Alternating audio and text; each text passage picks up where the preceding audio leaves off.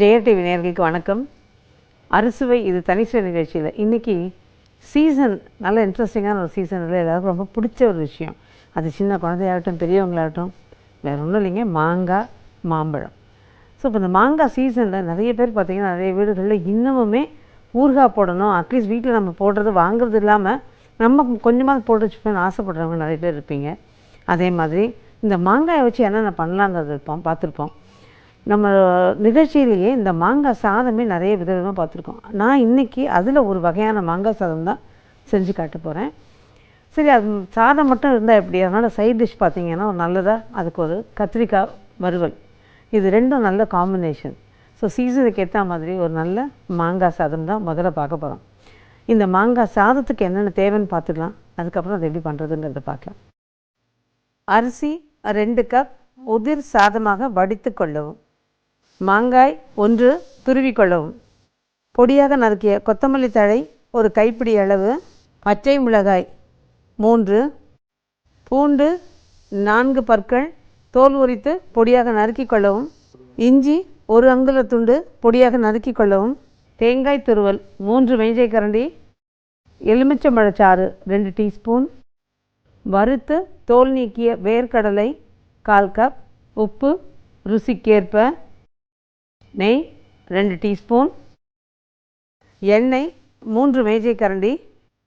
காய்ந்த மிளகாய் 4 சிறு துண்டுகளாக கிள்ளிக்கொள்ளவும். கடுகு 2 டீஸ்பூன். உளுந்து 2 டீஸ்பூன். கடலைப்பருப்பு 2 டீஸ்பூன். இப்போ இந்த மாங்காய் சாதத்துக்கு தேவையான பொருள்லாம் பார்த்தோம் இல்லையா, இது எப்படி பண்ணுறதுங்கிறத பார்க்கலாம். பொதுவாக நம்ம மாங்காய் சாதம் பார்த்திங்கன்னா நம்ம வெறுமனே தேங்காவும் மாங்காவும் வதக்கிட்டு அதில் தாளித்து கொட்டி அந்த மாதிரி பண்ணி சாதத்தோடு கலந்துருவோம். இதில் ரொம்ப அப்படியே மசாலா அந்த மாதிரிலாம் சேர்த்து எதுவும் பண்ணுற மாட்டோம். இல்லை மாங்காய் தேங்காய் வதக்கி துவையல் அரைச்சி அந்த மாதிரி எதாவது பண்ணுவோம். பட் இன்றைக்கி நம்ம கொஞ்சம் வித்தியாசமாக அதில் சில சேர்மானங்கள் சேர்க்கும்போது டேஸ்ட்டு ரொம்ப நல்லாயிருக்கும். ஒரு வித்தியாசமான ஃப்ளேவரோடு இருக்கும் இந்த மாங்காய் சாதம். அதனால தான் இன்றைக்கி இந்த மாதிரி ட்ரை பண்ணி பார்த்துட்டு இன்றைக்கி நேர்களோடு அதை பகிர்ந்துக்கிறேன். இப்போ ஒரு பாத்திரம் அடுப்பில் போட்டிருக்கோம் இல்லையா, கொஞ்சமாக எண்ணெய், அந்த 3 டேபிள் ஸ்பூன் எண்ணெய் சொல்லியிருக்கோம் இல்லையா, அதில் 1-1.5 டேபிள் ஸ்பூன் முதல்ல நம்ம ஊற்றிடலாம். இந்த எண்ணெய் கொஞ்சம் காஞ்சதும் பச்சை மிளகா, இஞ்சி, பூண்டு, இது கொஞ்சம் சீக்கிரம் வதங்குங்கிறதுனால நான் வெட்ட சொன்னேன். அப்படியே முழுசாக போட்டு நீங்கள் வதக்கினாலும் பரவாயில்ல. இப்போ இந்த பச்சை மிளகா பார்த்திங்கன்னா நான் இந்த 2 கப் அரிசிக்கு நம்ம 3 பச்சை மிளகா கொடுத்துருக்கோம். 3ங்கிறது நார்மலாக காரம் கம்மியாக ஓரளவுக்கு இருக்கும், ரொம்ப அப்படியே தூக்கலாக தெரியாது. கொஞ்சம் அதிகமாக வேணும்னு நினைக்கிறவங்க நீங்கள் இன்னும் ஒரு 2 பச்சை மிளகா அதை சேர்த்துக்கலாம். இஞ்சி பூண்டும் சேர்த்துட்டோம். இதில் அடுத்தது கொத்தமல்லி, தேங்காய், இந்த 3 டேபிள் ஸ்பூன் தேங்காய்,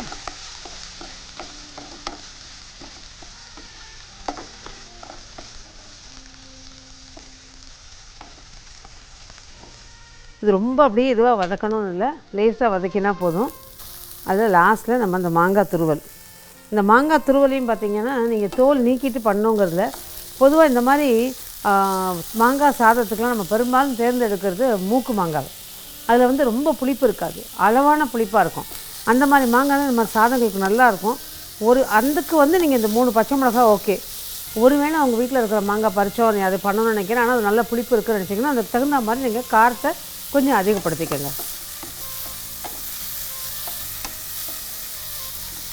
இப்போ அடுப்பு ஆஃப் பண்ணிடுறேன். அடுப்பு ஆஃப் பண்ணிவிட்டு இந்த தொக்குக்கு தகுந்த அளவு நம்ம கொஞ்சம் உப்பு அதில் போட்டுக்கலாம். இப்போ இதை ஆற வச்சு நம்ம அரைச்சிட்டு வந்துட்டு இதை தாளிக்கிறத பார்க்கலாம்.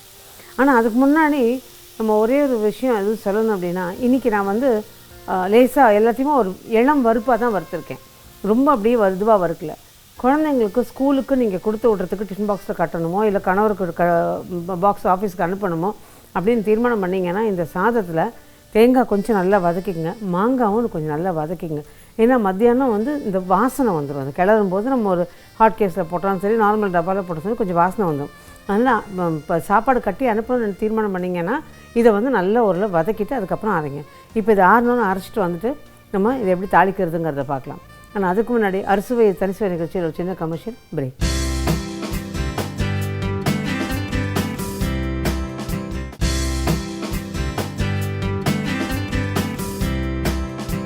வெல்கம் பேக் டு அறுசுவை இது தனிசுவை. நம்ம மாங்காய் சாதத்துக்கு பச்சை மிளகாய், இஞ்சி, பூண்டு, கொஞ்சம் கொத்தமல்லி, தேங்காய், மாங்காய் எல்லாம் சேர்த்து வதக்கி உப்பு சேர்த்து அரைச்சி ரெடியாக வச்சுருக்கோம். இந்த பார்த்திங்கன்னா தெரியும், இந்த மாதிரி அரைச்சி வச்சுருக்கேன். இது ரொம்ப நைஸாக அரைக்கணும்ல, கொஞ்சம் பரபரப்பாக அரைச்சினா நல்லாவே இருக்கும். இப்போ இதை தாளிக்கிறத பார்க்கணும். இந்த மாங்காய் சாதம் வந்து நம்ம யூஸ்வலாக கடுகு, உளுந்து, கடலைப்பருப்பு, கொஞ்சம் முந்திரி பருப்பு இதெல்லாம் தாளிச்சிட்டு தேங்காவும் மாங்காவும் நல்லா வதக்கிட்டு சாதத்தை கொட்டி அதில் கொஞ்சம் உப்பு மஞ்சப்பொடி போட்டு சாதத்தில் கொட்டி கலந்து இறக்கிடுவோம்.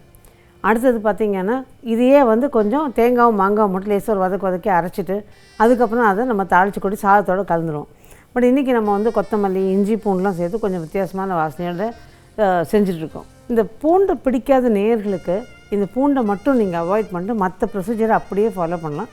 வாசனையில் துளி வித்தியாசம் இருக்கும், அவ்வளோதான். ஆனால் ருசி அதே ருசியோடு இருக்கும்.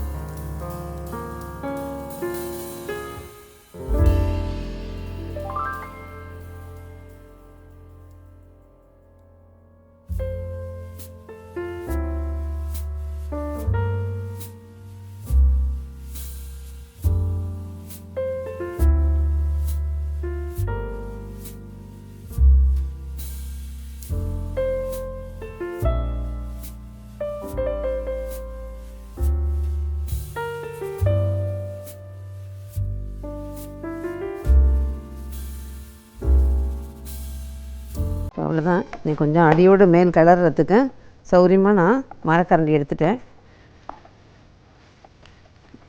இப்போ இதில் வந்து எலுமிச்சம்பழ சாறு இது ஏற்கனவே புளிப்பு, இதில் நீங்கள் எலுமிச்சம்பழம் சாறு வேறு சேர்க்குறீங்களேன்னு கேட்கலாம்.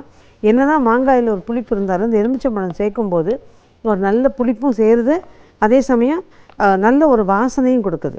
ஸோ அது எலுமிச்சம்பழம் சாறு சேர்த்துருக்கேன். நல்ல புளிப்பாக இருக்கிற மாங்காயாக இருந்தால் அதை அவாய்ட் பண்ணிவிடுங்க. அது ரெடி ஆகிடுச்சு. இதில் வந்து உப்பு கொஞ்சம் அப்படி சுருக்குன்னு இருந்தால் தான் சாதத்தில் இறங்கி சாதம் ஊறும்போது அந்த உப்பு சரியாக போயிடும். அதுக்குன்னு ஒரு துளி கொஞ்சம் ஒரு சுருக்குன்னு இருந்தால் போதும், ரொம்ப உப்பு போட்டுறாதீங்க. ஒரு துளி சுருக்குன்னு இருந்தது. அதே மாதிரி இன்னொரு விஷயம், நிறைய பேர் நம்மளில் வந்து இந்த கலவை சாதம்லாம் பண்ணும்போது, இந்த வர்கானம்லாம் பண்ணும்போது சாதத்துக்கு உப்பு சேர்த்து வடிப்போம். அந்த பழக்கம் இருக்கவங்களா இருந்தால் உப்பு அளவாக போட்டுருங்க. அதுக்கு மேலே நம்ம போட வேண்டாம், சுருக்குன்னு இருக்கணும்னு அவசியம் இல்லை. இது இப்போ நம்ம கிளறியாச்சு. சர்விங் பவுலில் எடுத்துக்கலாம். நான் அடுப்பு ஆஃப் பண்ணிட்டேன்.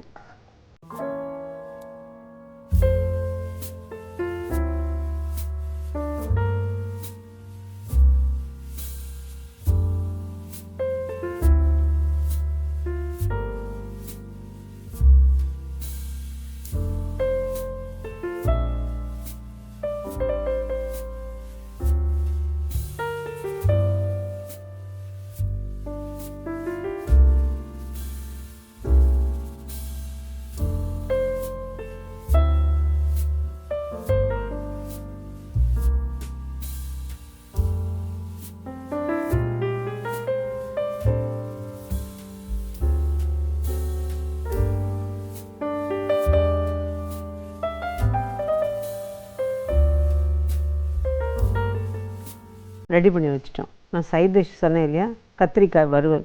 இந்த கத்திரிக்காய் வறுவலுக்கு என்னென்ன தேவைன்னு பார்த்துக்கலாம். அதுக்கப்புறம் அதை எப்படி பண்ணுறதுங்கிறது பார்க்கலாம்.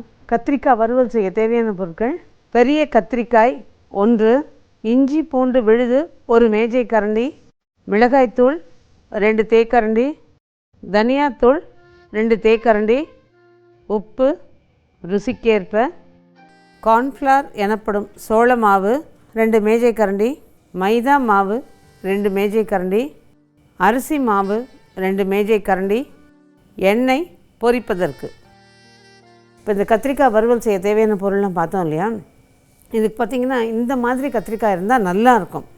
ஆனால் அதுக்கு இதுதான் அப்படிங்கிறதும் இல்லை. இது கிடச்சதுன்னா நல்லாவே இருக்குது. ஏன்னா இதில் வந்து விதை பகுதி ரொம்ப ரொம்ப கம்மி, விதை இதுவாக சதப்பத்தாவே இருக்கும் இது. அதுவே இல்லை நம்ம சாதாரணமாக வாங்குகிற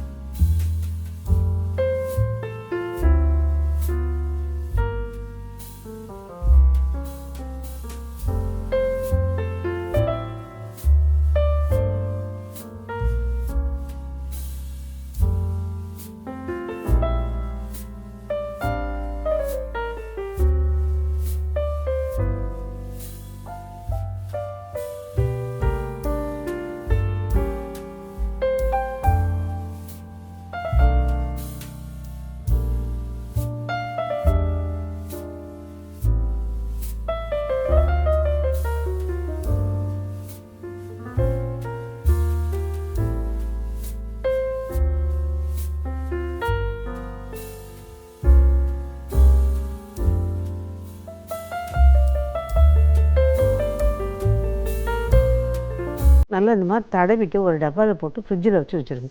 அது ஊறிட்டே இருக்கும். இப்போ பார்த்திங்கன்னா தெரியும், நம்ம லேசாக நான் முதல்ல தடவினதுக்கும் இப்போ தண்ணி விட்டா மாதிரி இருக்குது பாருங்கள், துவண்டு போன மாதிரி இருக்கும். இந்த மாதிரி இருக்கும். இதை நம்ம வந்து இப்போ தோசைக்கல்லில் வறுக்கணும். இதை நேரடியாக நம்ம தோசைக்கல்லில் வறுத்தா அந்த மசாலாலாம் தோசைக்கல்லில் ஒட்டிக்கும். அதுக்கு நீங்கள் நிறைய எண்ணெய் ஊற்றணும். இந்த கலவையாக நம்ம வந்து கார்ன்ஃப்ளவர், மைதா, அரிசி மாவு 3 கலவையாக போட்டு அதை லேசாக பிரட்டி விட்டுட்டு நம்ம வறுத்தோம் அப்படின்னா தோசைக்கல்ல ஒட்டாமல் வரும். இப்போ இந்த கத்திரிக்காய் தடவி ரெடியாக வச்சுட்டோம் இல்லையா? இப்போது ஒரு பிளேட்டில் நம்ம இந்த மாவு கார்ன்ஃப்ளவர் நான் இப்போ கொஞ்சமாக போட்டுக்கிறேன், ஆனால் சம அளவு போட்டுக்கிறேன் எல்லாத்துலேயும். மைதா, இப்போ இது போட்டது அரிசி மாவு, இதோட கூட ஜஸ்ட்டு ஒரு சிட்டிகை உப்பு, ரொம்ப இல்லை, கொஞ்சம் ஒரு சிட்டிகை தான் அதில் போட்டிருக்கேன். போட்டுட்டு நல்லா கலந்துடலாம். இதை பரவனாப்பில் அப்படியே லேசாக வச்சுருங்க. இப்போ அடுத்து தோசை கல் ஒன்று காய போட்டுடலாம். நான் ஒரு இரும்பு கல் காய போட்டுடுறேன். இது வந்து நான்ஸ்டிக்குன்னு விரும்புகிறவங்க அவங்க விருப்பம். இது நான் போடுறது வந்து நான் உபயோகப்படுத்துகிற கல் இந்த இரும்பு கல் போட்டிருக்கேன். இப்போ இது கல் காஞ்சிட்ருக்கு. நம்ம எல்லாம் ரெடி பண்ணி வச்சுருக்கோம். இதுக்கு இடையில் அறுசுவை தனிசுவை நிகழ்ச்சியில் ஒரு சின்ன பிரேக் போயிட்டு வந்துடலாம்.